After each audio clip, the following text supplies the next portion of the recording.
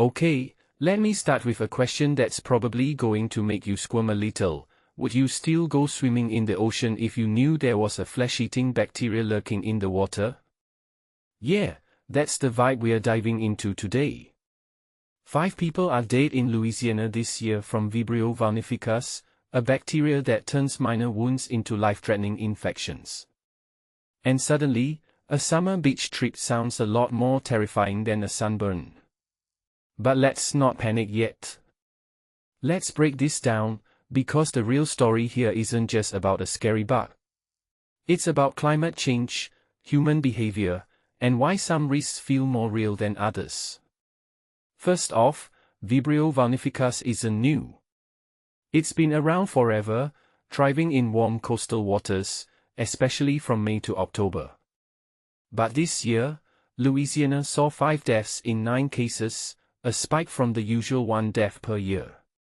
So why now? Well, here's where I think we need to connect some dots. The CDC says it's linked to open wounds in seawater, but also to eating raw oysters. Now, I don't know about you, but I've never thought twice about a scraped knee at the beach. But maybe we should. The bacteria's rise coincides with warmer ocean temperatures, which makes sense because climate change is basically turning our waters into a petri dish. Warmer equals more Vibrio equals more risk. Simple as that. But is it really that simple? Here's the thing, Vibrio isn't just a Louisiana problem. It's a symptom of a bigger issue. The bacteria's spread is tied to environmental changes we're ignoring. But what fascinates me most is how this intersects with human behavior. People with compromised immune systems, like those with liver disease or diabetes, are at higher risk.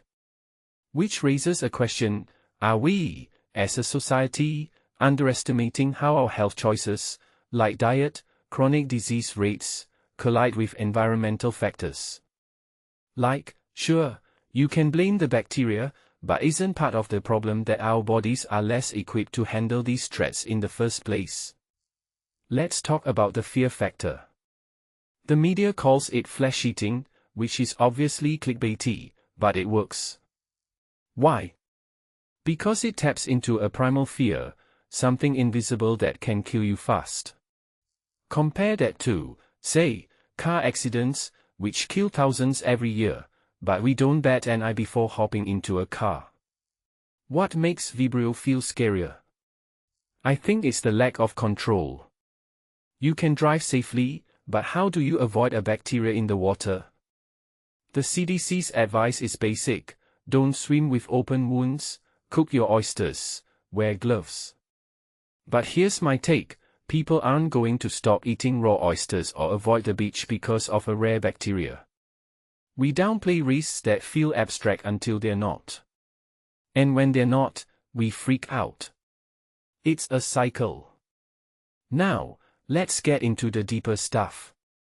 The 1 in 5 death rate for Vibrio infections isn't just a statistic, it's a window into healthcare disparities. If you're poor, uninsured, or living in a state without robust public health infrastructure, a Vibrio infection could be a death sentence. But if you're wealthy and can afford immediate treatment, it's just a bad day. That's the ugly truth no one's talking about. And then there's the irony, Vibrio is a marine bacteria, which means it's part of the ecosystem we're destroying. We warm the oceans, we create superbugs, and then we're shocked when nature fights back. So, what's the takeaway here? Vibrio isn't the real villain. It's a mirror. It reflects our climate denial, our health neglect, and our irrational fears. Personally, I'm not canceling my beach trip, yet. But I am going to think twice about that oyster shooter. What about you? Would you still swim in the ocean knowing this? Let me know in the comments. And if you found this breakdown eye-opening, smash that like button. Because sometimes, the scariest threats aren't the ones we see, it's the ones we ignore.